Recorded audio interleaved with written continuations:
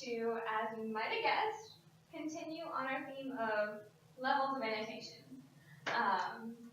So we've been working on the outsiders, our text that we've been reading for the past couple of weeks, and we're going to continue applying our basics of annotation to chapter 5 today. So I hope we're all ready to jump in and find what levels we can see in this text. So if everybody could turn to page 76.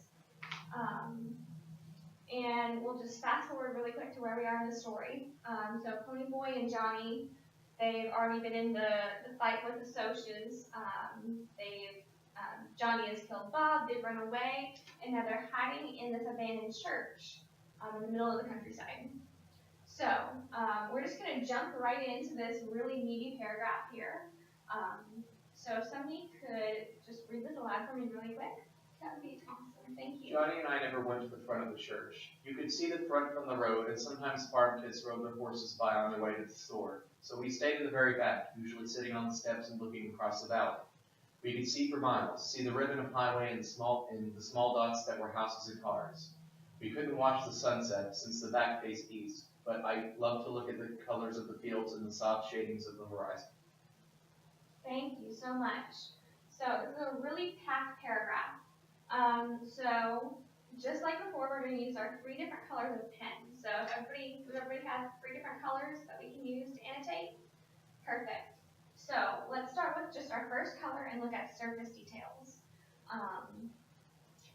What are some of the very first things that stand out to you guys about this one paragraph? Ribbon of highway sounds interesting. Ribbon of highway, yeah. And what kind of, that's a literary device from our list that we talked about. Does anybody know what kind of literary device that is? Metaphor. Yeah, perfect, thank you. It's a metaphor. So it's comparing the highway to a ribbon, not using like or as. So we can put that under our surface details. Metaphor. Great.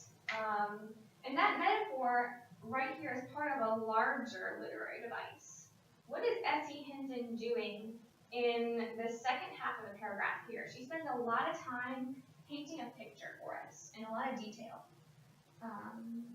What is that device called as a whole? That one big idea?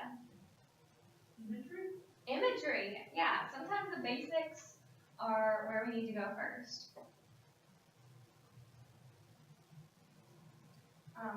And that image is of this beautiful open countryside.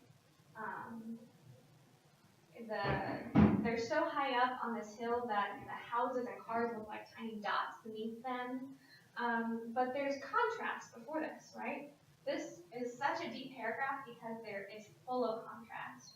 So the beginning of the paragraph, we see Johnny and I never went to the front of the church. This is Ponyboy narrating. So how do you think that makes them feel? They've run away, but they're still stuck inside this abandoned church. What word comes to mind when you think of that idea? Yes, they're still confined. Confinement.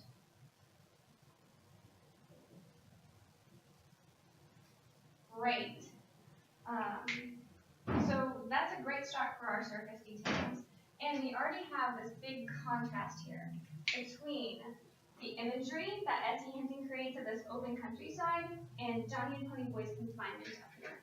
So we're running out of time, but let's, for homework, annotate the rest of chapter 5 and remember our 3 different levels. And what's our chant, you guys? Just like Nick Jonas says, we can think higher. Think higher, because there are levels to this book.